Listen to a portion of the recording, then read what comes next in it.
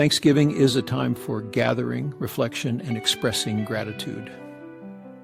I wanted to create this video as a heartfelt gesture of thanks to our friends and family, celebrating this special and unique holiday together.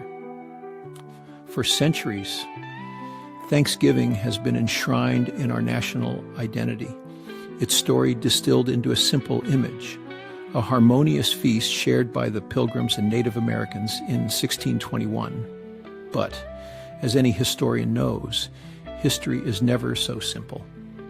Beneath this familiar narrative lies a rich tapestry of cooperation, survival, conflict, and transformation, each thread woven into the fabric of a nascent nation. I'm Arthur Winslowe, your guide on this enlightening journey, and today we're peeling back the layers of myth to uncover the profound complexities of America's first Thanksgiving.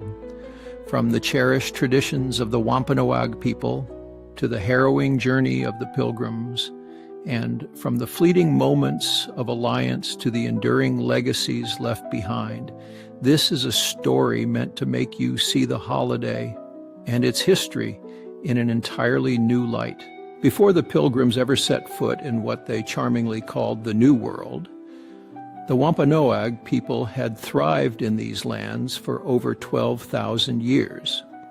They were not simply survivors.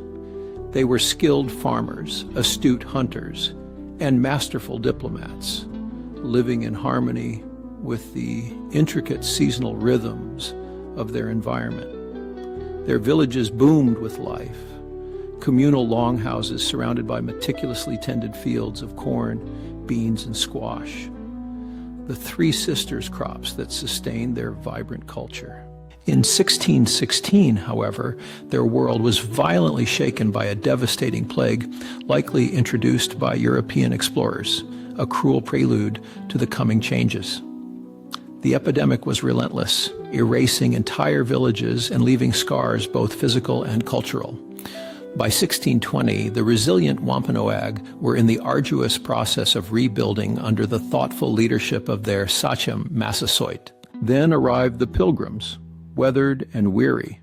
Aboard the sturdy Mayflower, they endured a grueling 66-day odyssey across the unforgiving Atlantic, finally landing at Cape Cod in November 1620, unexpectedly far from their intended destination of Virginia, forced instead to settle in the stark environs of Plymouth.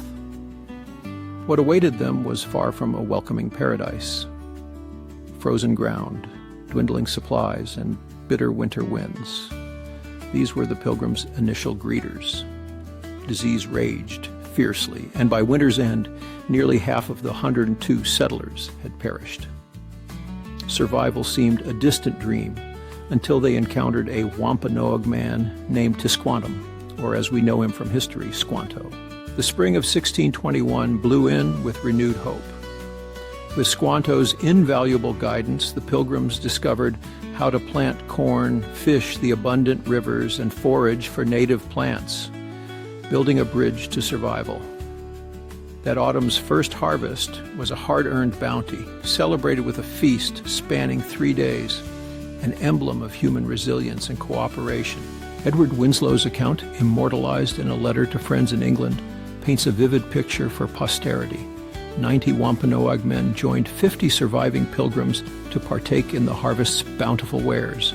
Massasoit himself contributed 5 deer to this feast of unity, while the Pilgrims presented wild fowl, likely succulent duck or goose. The table offered fish, shellfish, squash, and stewed pumpkin. Absent were the turkey and cranberry sauce. Instead, it was a celebration of life's natural flavors, deepened by the camaraderie of the moment. Beyond the sustenance, the celebration thrummed with activity. Games, storytelling, and even military drills marked these days of peace. The Wampanoag and Pilgrims forged bonds over shared meals and efforts, a snapshot of brief unity in a future charged with uncertainty. Over the centuries, Thanksgiving's story has become a polished, mythical narrative. Images of pilgrims clad in tall black hats and buckled shoes are more the byproduct of Victorian imagination than historical fact. Their attire was pragmatic, muted wool garments crafted for endurance. Similarly, the Wampanoag are often mistakenly depicted in feathered headdresses, which were not their traditional wear. Instead, they donned deerskin tunics, moccasins, and fur cloaks, garments perfectly suited to New England's varied climate. And the cuisine?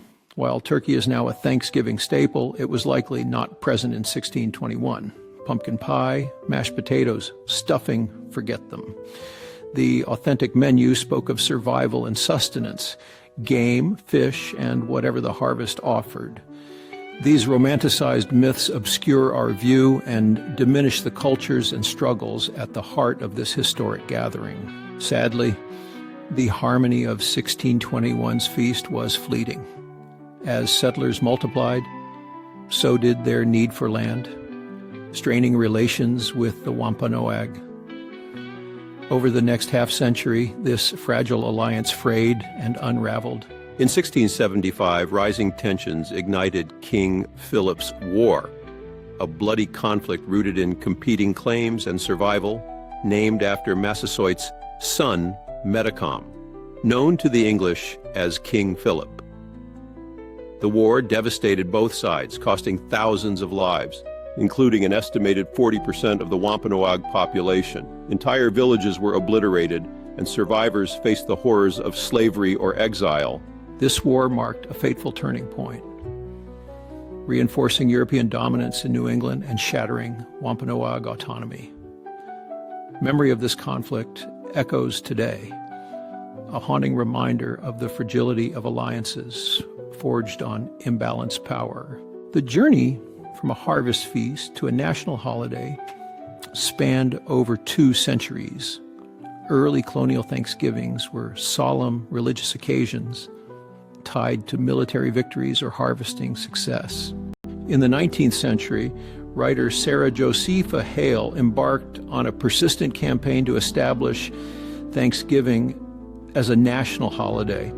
Her efforts bore fruit in 1863 when President Abraham Lincoln declared Thanksgiving a day of national gratitude, intended to unify a nation torn by civil war.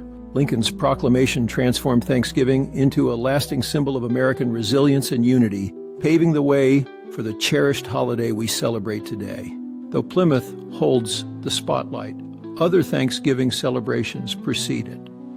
In 1565, Spanish settlers in St. Augustine, Florida, shared a feast with the Timucua people.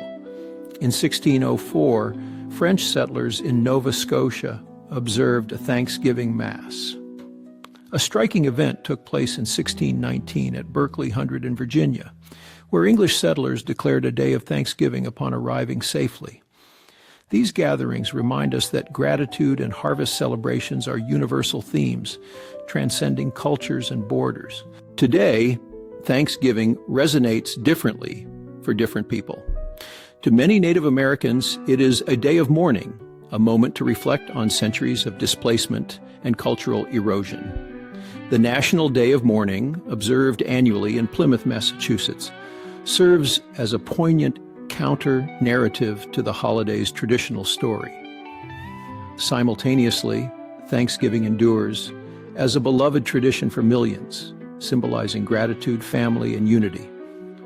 Reconciling these perspectives beckons us to embrace complexity, to honor the past, while striving for a more inclusive future. Thanksgiving's history is as layered and complex as the land it hails from. It is a chronicle of survival, loss, unity, division, myth, and memory. By delving into its origins, we celebrate not just a holiday, but the resilience and diversity that encapsulate us as a people.